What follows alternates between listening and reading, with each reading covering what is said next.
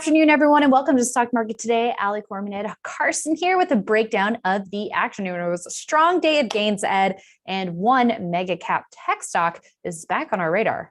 That's right, Ali. Apple is moving back above the 50-day line, while we also had some interesting action from a new IPO and a profitable pot REIT. All right, well, let's check in on those first. A look at the major indexes today. So the NASDAQ up with a 0.7% gain by the end of today's session. The S&P 500 also up about 0.7%. The Dow up 0.6, and the Russell 2000 up about 0.3%. So we are just chugging along here. Ever since we saw that follow-through day, we've just continued to gain momentum, it seems. Yeah, I mean, this is the fifth straight gain for the NASDAQ. We're within 2% of its all-time high. I believe the S&P and Dow are around 1% from their record highs. Really impressive action.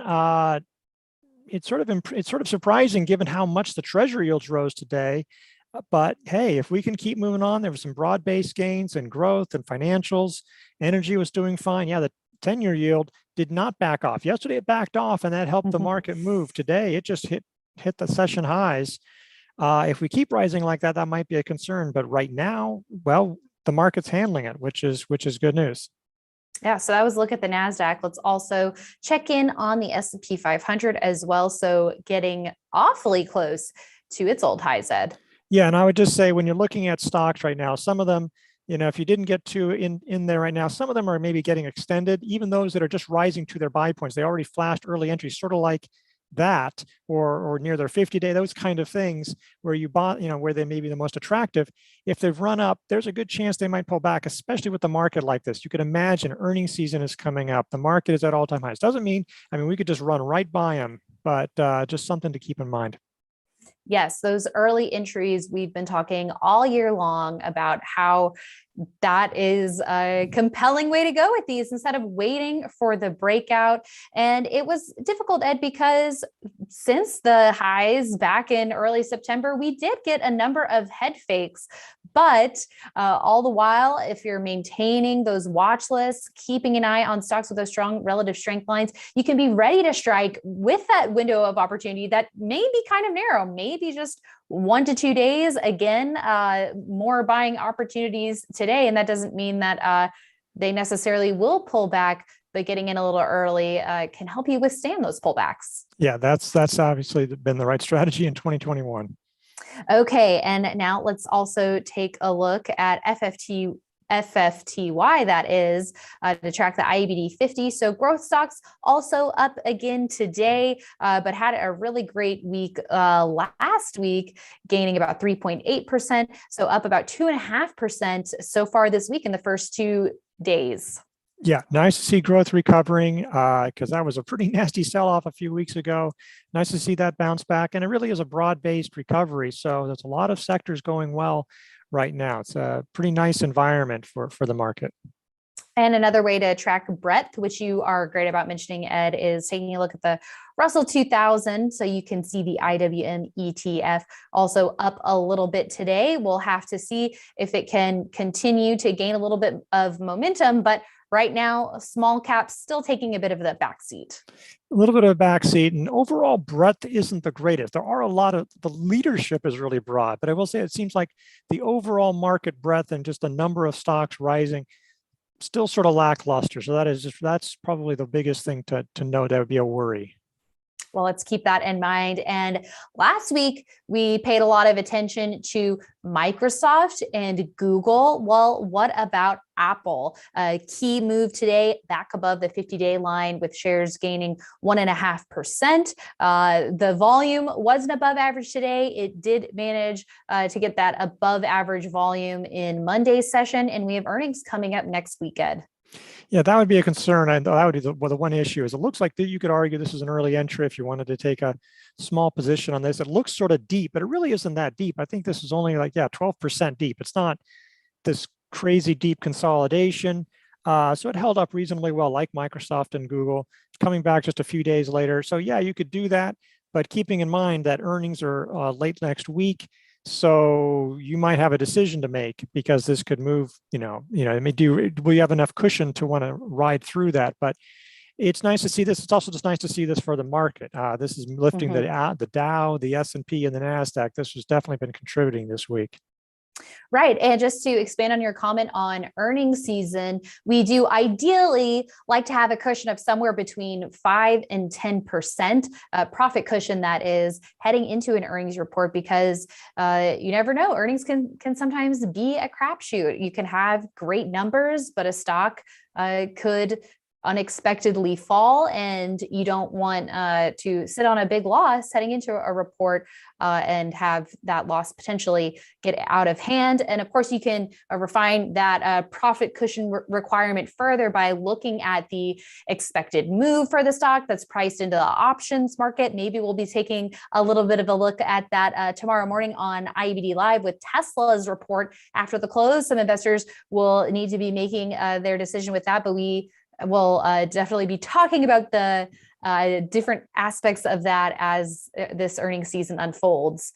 And what about IPO Olaplex, Ed? The weekly chart is a little bit of a better look at this one, since it hasn't been trading for very long, but it has had a strong start to the week. Yeah, it's a nice action here. One of the things that brought it to a lot of our attention, look at the profits and the sales growth. I mean, the profit growth is accelerating in triple digits. Sales growth is accelerating triple digits. Yeah, I mean, some of the numbers were small to begin with, but they're getting bigger. These aren't tiny numbers like on the sales.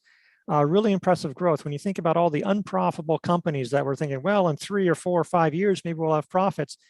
This one already does. So that's definitely something to keep an eye on. And it is acting well. It's probably going to have an IPO base. I wouldn't be surprised if it shows up on a daily chart today or in a weekly chart after today, after this week, because I think it's 10 days from the peak. So that's, I think, normally when we might see it. So, you can definitely see that record high, but you probably could have, if you were really aggressive, you could have bought today, like off of something like that, or all the way from the top, like this super steep trend line. I mean, just keeping in mind, IPOs are wild and crazy, just keeping, often, people talk about making position sizes smaller, because knowing that you can see such huge losses so quickly, it's hard to react to. But this is just one to keep an eye on, if nothing else, because having one with this kind of profitability is really nice. Yeah, and it was our IBD stock of the day today, a recent New America profile that we had. If you want to dig into the fundamental story behind this one a little bit more, but our research this year has shown that with all the IPOs that have come out, which is anticipated to be a record year for IPOs, right, Ed?